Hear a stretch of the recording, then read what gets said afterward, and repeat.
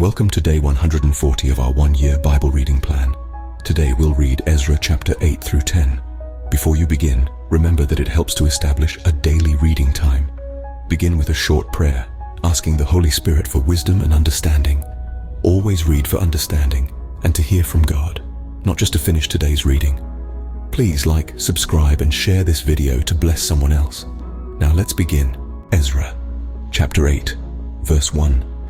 These are the family heads and those registered with them who came up with me from Babylon during the reign of King Artaxerxes.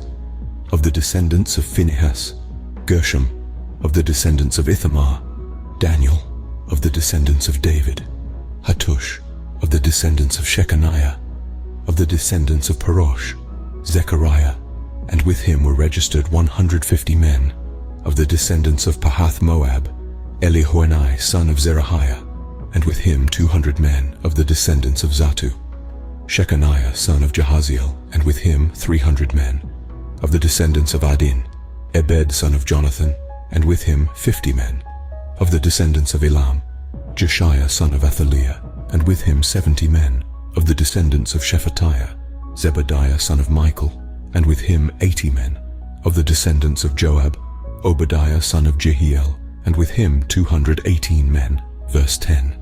Of the descendants of Bani, Shelomith son of Josiphiah, and with him 160 men; of the descendants of Bebai, Zechariah son of Bebai, and with him 28 men; of the descendants of Azgad, Johanan son of Hakkatan, and with him 110 men; of the descendants of Adonikam, the last ones, whose names were Eliphelet, Jeuel, and Shemaiah, and with them 60 men; of the descendants of Bigvai, Uthai, and Zakur, and with them 70 men.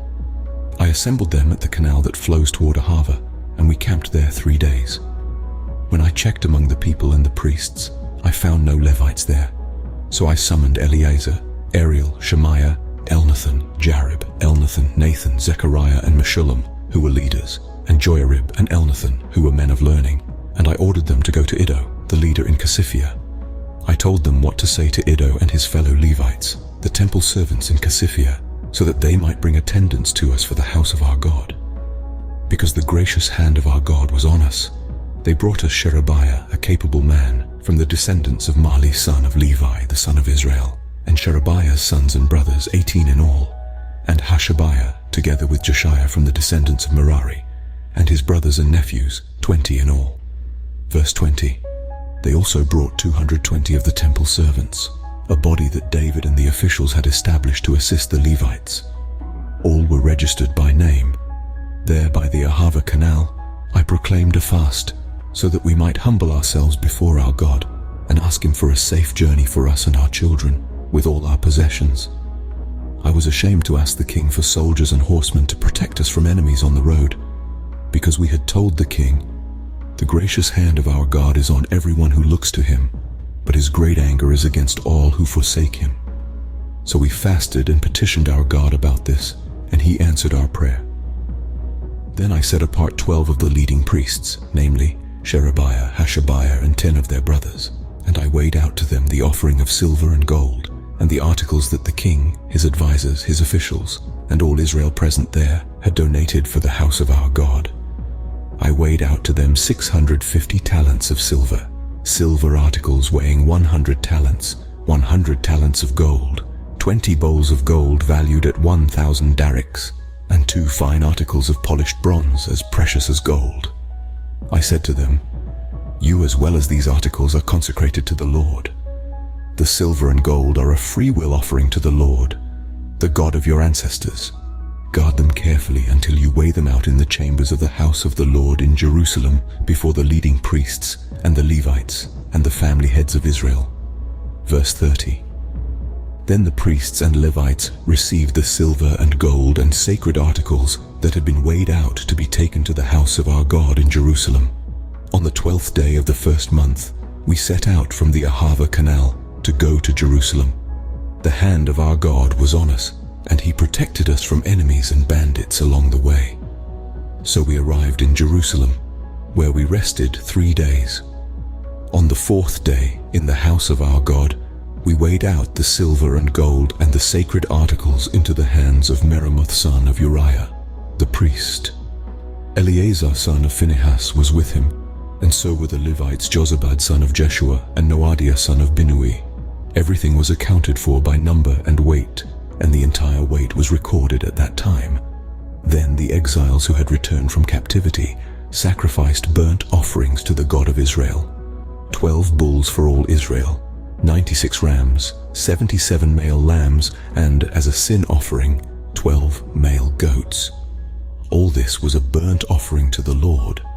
They also delivered the king's orders to the royal satraps and to the governors of Trans-Euphrates, who then gave assistance to the people and to the house of God. Ezra, chapter 9, verse 1. After these things had been done, the leaders came to me and said, "The people of Israel, including the priests and the Levites, have not kept themselves separate from the neighboring peoples with their detestable practices, like those of the Canaanites, Hittites, Perizzites, Jebusites, Ammonites, Moabites, Egyptians, and Amorites.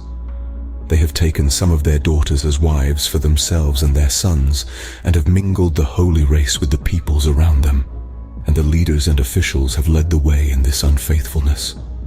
When I heard this, I tore my tunic and cloak, pulled hair from my head and beard, and sat down appalled. Then everyone who trembled at the words of the God of Israel gathered around me because of this unfaithfulness of the exiles. And I sat there appalled until the evening sacrifice. Then, at the evening sacrifice, I rose from my self-abasement, with my tunic and cloak torn, and fell on my knees with my hands spread out to the Lord my God and prayed, "I am too ashamed and disgraced, my God, to lift up my face to you, because our sins are higher than our heads, and our guilt has reached to the heavens. From the days of our ancestors until now, our guilt has been great. Because of our sins, we and our kings and our priests have been subjected to the sword and captivity, to pillage and humiliation at the hand of foreign kings as it is today. But now for a brief moment, the Lord our God has been gracious in leaving us a remnant and giving us a firm place in his sanctuary. And so our God gives light to our eyes and a little relief in our bondage. Though we are slaves, our God has not forsaken us in our bondage.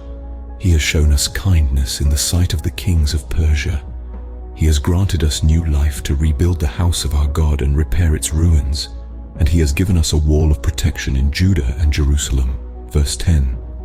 "But now, our God, what can we say after this? For we have forsaken the commands you gave through your servants the prophets when you said, 'The land you are entering to possess is a land polluted by the corruption of its peoples. By their detestable practices, they have filled it with their impurity from one end to the other. Therefore do not give your daughters in marriage to their sons, or take their daughters for your sons. Do not seek a treaty of friendship with them at any time, that you may be strong and eat the good things of the land and leave it to your children as an everlasting inheritance.' What has happened to us is a result of our evil deeds and our great guilt. And yet, our God, you have punished us less than our sins deserved and have given us a remnant like this. Shall we then break your commands again and intermarry with the peoples who commit such detestable practices? Would you not be angry enough with us to destroy us, leaving us no remnant or survivor? Lord, the God of Israel, you are righteous. We are left this day as a remnant. Here we are before you in our guilt, though because of it not one of us can stand in your presence." Ezra, chapter 10, verse 1. While Ezra was praying and confessing, weeping and throwing himself down before the house of God, a large crowd of Israelites, men, women, and children, gathered around him. They too wept bitterly. Then Shechaniah son of Jehiel, one of the descendants of Elam, said to Ezra, "We have been unfaithful to our God by marrying foreign women from the peoples around us. But in spite of this, there is still hope for Israel. Now let us make a covenant before our God to send away all these women and their children, in accordance with the counsel of my Lord, and of those who fear the commands of our God. Let it be done according to the law. Rise up, this matter is in your hands. We will support you, so take courage and do it." So Ezra rose up and put the leading priests and Levites and all Israel under oath to do what had been suggested. And they took the oath. Then Ezra withdrew from before the house of God and went to the room of Jehohanan son of Eliashib. While he was there, he ate no food and drank no water, because he continued to mourn over the unfaithfulness of the exiles. A proclamation was then issued throughout Judah and Jerusalem for all the exiles to assemble in Jerusalem. Anyone who failed to appear within 3 days would forfeit all his property, in accordance with the decision of the officials and elders, and would himself be expelled from the assembly of the exiles. Within the 3 days, all the men of Judah and Benjamin had gathered in Jerusalem, and on the 20th day of the 9th month, all the people were sitting in the square before the house of God, greatly distressed by the occasion and because of the rain. Verse 10. Then Ezra the priest stood up and said to them, "You have been unfaithful. You have married foreign women, adding to Israel's guilt. Now honor the Lord, the God of your ancestors, and do his will. Separate yourselves from the peoples around you and from your foreign wives." The whole assembly responded with a loud voice, "You are right, we must do as you say. But there are many people here, and it is the rainy season, so we cannot stand outside. Besides, this matter cannot be taken care of in a day or two, because we have sinned greatly in this thing. Let our officials act for the whole assembly. Then let everyone in our towns who has married a foreign woman come at a set time, along with the elders and judges of each town, until the fierce anger of our God in this matter is turned away from us." Only Jonathan son of Asahel and Josiah son of Tikvah, supported by Meshullam and Shabbethai the Levite, opposed this. So the exiles did as was proposed.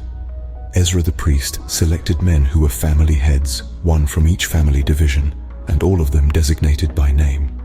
On the first day of the 10th month, they sat down to investigate the cases, and by the first day of the first month, they finished dealing with all the men who had married foreign women.